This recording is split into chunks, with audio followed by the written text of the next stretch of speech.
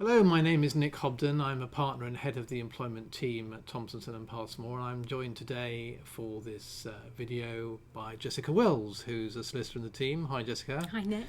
Welcome. And today we're going to talk about whistleblowing in the light of the Acas guidance on whistleblowing that was issued on the 6th of June this year. So what is whistleblowing? What protection is given to whistleblowers? So can I first start by asking you about whistleblowing in the sense of what are the type of issues that someone might whistleblow about? Yes, of course. So whistleblowing is the action taken by an individual to report a wrongdoing, a form of wrongdoing. Now, it's usually within the workplace, but it doesn't necessarily have to be within the workplace. Now, whistleblowers are protected under legislation, which is the Public Interest Disclosure Act 1998. And whistleblowers are protected if they make something called a protected disclosure. Now, a protected disclosure or the form of whistleblowing can take different forms. So there can be different ways in which blowing the whistle can take. So that can include if there is a criminal offence, for example, or if there is a environmental or a health and safety concern. So, for example, if an employer is polluting rivers or something like that, that can be included under whistleblowing legislation. And also if there is a miscarriage of justice. So, for example, if an individual or an employee is fired from their employment when actually the issue is a technological issue at work regarding an actual capability issue that they had.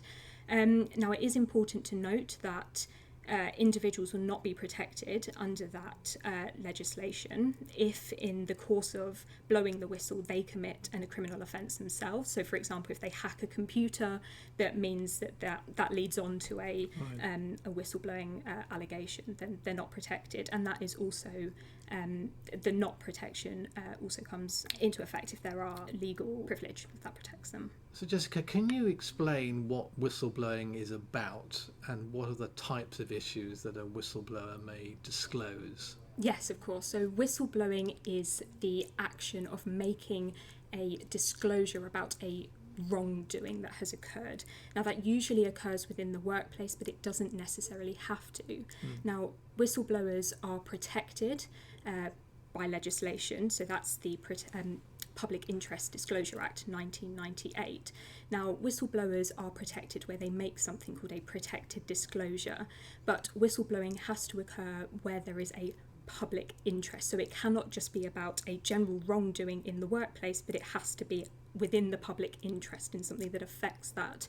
Now, the issues that can potentially arise or be have the whistle blown about them include where there is a issue regarding a criminal offence that has occurred, potentially within the workplace, or as I say, it doesn't have to be, where there is health and safety concerns, and that can include environmental concerns, or where there is a miscarriage of justice.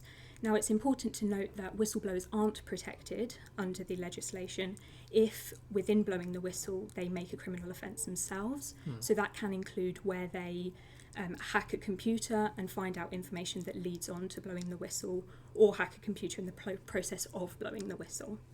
So Jess, who is protected by law from making those protected qualifying disclosures, and what does the law protect them from exactly? Cool. So most people are protected under the legislation, and that includes employees, workers and agency workers. So there are specific referrals within the legislation to particular employees, workers or agency workers. So that can include NHS practitioners or those working within the police force. So the way that legislation protects whistleblowers is that whistleblowers cannot unfairly be at a detriment if they make a whistleblowing accusation. So what that means is that they cannot be unfairly dismissed if they have made a whistleblowing accusation, and they cannot be at a detriment if they make a whistleblowing accusation. So what that means is that if they make a whistleblowing, if they blow the whistle on a particular issue that happens within the workplace or not in the workplace, they cannot be disadvantaged because of that, meaning that if an employer reduces their hours of work or refuses to carry out training or subjects them to bullying or harassment within the workplace, they will be protected under that legislation because they cannot be at a detriment for doing so. And subjecting someone to a detriment, I suppose, would include maybe denying them a pay award or potentially withdrawing the opportunity for promotion, that sort of thing. Absolutely, it's putting them at a detriment means they're being put in a worse position than they would have been previously, or had they not made the whistleblowing disclosure. So let's assume that an employee discovers something that they need to disclose in the nature of a whistleblowing disclosure. What sort of things should they consider before they do so? So employees should consider firstly how they should make the whistleblowing disclosure and who they should make the whistleblowing disclosure to. In terms of how employees make a whistleblowing or a protected disclosure, they should firstly look to see if their employer has a whistleblowing policy. If they do have a whistleblowing policy, they should adhere to that and follow the guidance that is within there. If there isn't a whistleblowing policy in place, they should firstly make their disclosure in writing. That would be the first step. And secondly, they should consider who the most appropriate person to make that disclosure to is. So Acas guidance suggests that the first individual employee should consider making the disclosure to is their employer. They don't necessarily have to. It can be another individual within the workplace should that be more appropriate. So that could include the individual who's made the wrongdoing or another colleague that they are happy to approach and confident to do so. They can also approach government authorities if they need to, so that's only where the employer is a statutory body. If appropriate, they can also approach the police or potentially the media if necessary. The thing to consider is employees might not be comfortable approaching their employer, especially if they feel that there may be bullying or harassment that may follow on from that. But within an employment tribunal, it may be that the employee has to prove or provide reasoning as to who they have chosen to approach. So that's something that the employee should consider.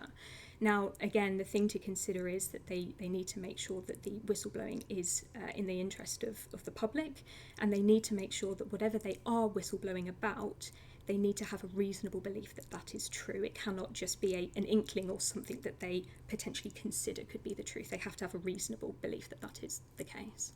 Okay, so really to recap, someone really should look at the whistleblowing policy, so go to the designated protected disclosure officer if an organisation has one.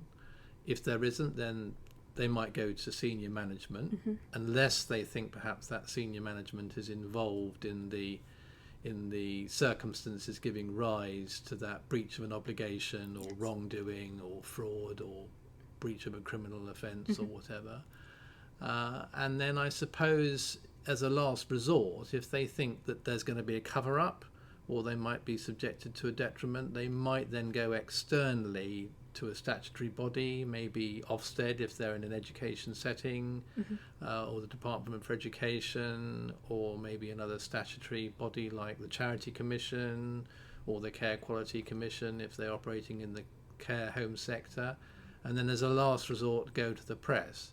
But that is really quite risky, isn't it? Because there would be adverse consequences for their employer, and I guess for them as well, really, if it all came out in the public domain. Yeah, absolutely. And I think although it's really down to the employee to choose and determine who they think is the most appropriate person, and it's really down to individual circumstances, by choosing to disclose to your employer as a first line and the first resort, it's more likely that the disclosure and the issue is going to be resolved promptly and privately as well.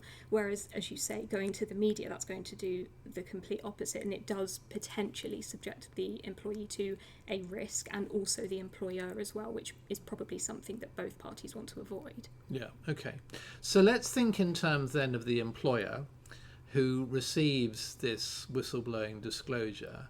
How should they deal with that satisfactorily? So they should deal with it promptly, Yep. firstly, and they should speak to the individual who has made that disclosure, and they should make them aware that they will be dealing with it appropriately, that it will be dealt with by the appropriate person, and that it will be dealt with in confidence, and that the name of the individual who's bought that whistleblowing disclosure will be their name will remain confidential as well. They should, throughout any investigations, they should keep the employee up to date and aware of any changes or developments within that investigation, and should keep them involved in the process where necessary and where appropriate to do so. If the employee has any questions, they should answer those to the best of their knowledge, and where appropriate to do so. It might not be appropriate to do so at the beginning of the investigation where they don't have all the information, but at the stages where they are able to answer those questions, that would be a good idea. And they should just make sure that the employee is comfortable and happy with the process. They should make sure that they're not at a detriment, and that the employee is protected from any potential unfair dismissal, or, as I say, detriment. That's something that should be in the forefront of the employer's mind, because employees typically are protected by that legislation. Yeah, so regardless of what they might think about it, whether this is something which is a storm in a teacup or not necessarily in the public interest, they should really investigate it. They shouldn't jump to the wrong conclusion. They should treat it seriously. Absolutely, they should take it seriously, but a whistleblowing disclosure does have to be in the public interest for it to be a whistleblowing disclosure. So that is something to consider, but yes, they should take it seriously and they should consider everything. At the beginning, they won't know and they won't likely have all of the facts, so they should take it seriously until more information is potentially uncovered. So they should really probe about whether it is in the public interest or whether this is being done for the employer's own personal benefit. Absolutely. Employers need to protect themselves at the end of the day, and there will be, unfortunately, issues that arise in the workplace that need to be investigated, but it is in the employer's interest to protect themselves and ensure that the disclosures that are being made are actually a matter of fact, or that the employee raising them believes them to be genuinely true, because employers, as I say, they need to protect themselves, and it might be, as you say, a storm in a teacup. It might not be that the whistleblowing is accurate or actually matter of fact, and they will need to probe and they will need to investigate to ensure that they've answered all the questions and have dealt with it appropriately and properly as well. Jessica, thanks very much for a very clear explanation. It's been very useful. It is a really complicated area of law, isn't it? And I think the Acas guidance has helped employers and employees understand the nature of whistleblowing more. So it is worth a read, the Acas guide, if it's a useful starting point for you to get into the realms of discovering the law on whistleblowing and what you need to do as employers. And of course, we're here to answer any questions that you have about the subject. We will put a link to the guidance at the end of this video, but thanks for watching and listening.